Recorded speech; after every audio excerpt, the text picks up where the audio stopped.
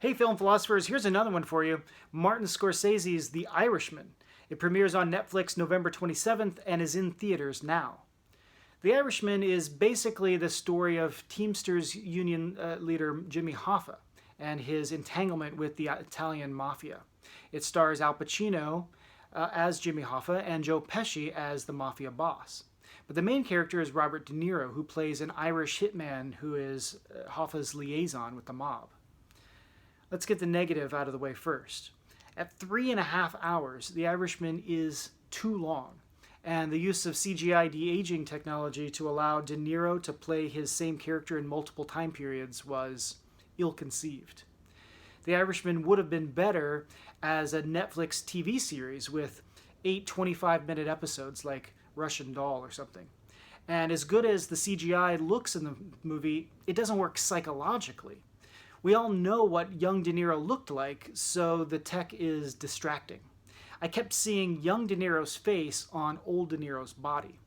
Scorsese should have cast a different actor for the flashback scenes like most movies have done in the past. Okay, enough with the negative, because really, this is a great film that deeply moved me by the last third. If you've seen Goodfellas or Casino, you've already seen the first 2/3 of this movie. The Irishman doesn't have the same energy and flair that those movies had. It's more classical, closer to The Godfather than Goodfellas. But it follows the same basic plot of a typical Scorsese gangster picture. The hero gets entangled with the mob and is tragically destroyed by it. This movie includes that whole typical story, but then Scorsese adds a whole new story afterwards, a kind of long coda where the tragic hero feels remorse and begins to seek redemption. The Irishman ends with what could be the best prayer in all of cinema. God, help us see ourselves as you see us. That, I now think, has been Scorsese's mission as a filmmaker at least since Raging Bull, which ended with the line, "I once was blind, but now I see." That quote was Scorsese's way of describing how making Raging Bull had helped him see this brutal boxer character in a new light. I think that's probably how all of Scorsese's movies are supposed to work.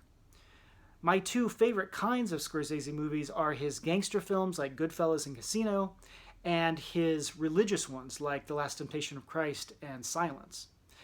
Now, in The Irishman, for the first time since Mean Streets, Scorsese has bridged the gap between these two kinds of film. He's come full circle in his career, and he's doing something new this time around.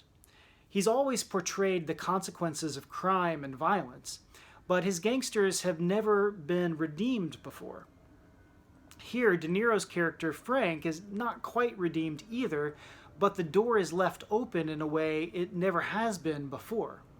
It could be Scorsese being tired of being misunderstood and finally making his point obvious, or it could be a mature viewpoint finally recognizing the possibility of redemption for gangsters.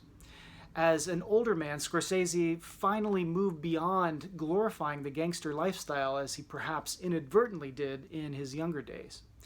He's always recognized the inherent self-destructiveness of violence, but he also sort of admired the gangsters, or at least portrayed them in a glamorous way that allowed viewers to admire them.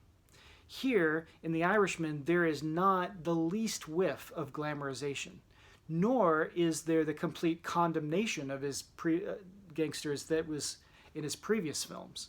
They ended in tragic despair. The Irishman ends with at least a sliver of hope and the sense that Frank tried to do the right thing the best that he knew how. At least that's how Frank tells the story from his perspective, and we come to sympathize with him. Like Frank's daughters at the end of the film, we have a hard time forgiving him because he doesn't seem to understand what he's done or why he should be sorry. From a religious point of view, we could say he doesn't see his actions as sin, but neither does he see his belovedness to God. He clings to his good intentions behind all the bad things that he's done, but he doesn't really believe that he deserves to be forgiven. And neither do we, if we're honest.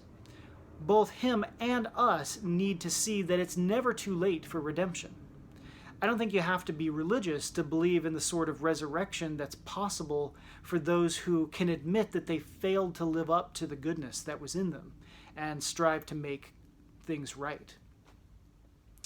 Frank might not be quite there by the end, but Scorsese's movie reminded me to never give up hope. What do you think? Is it too late for Frank, or can he be redeemed? What would it take for him to experience a true transformation? Let me know in the comments. And until next time, keep it philosophical, even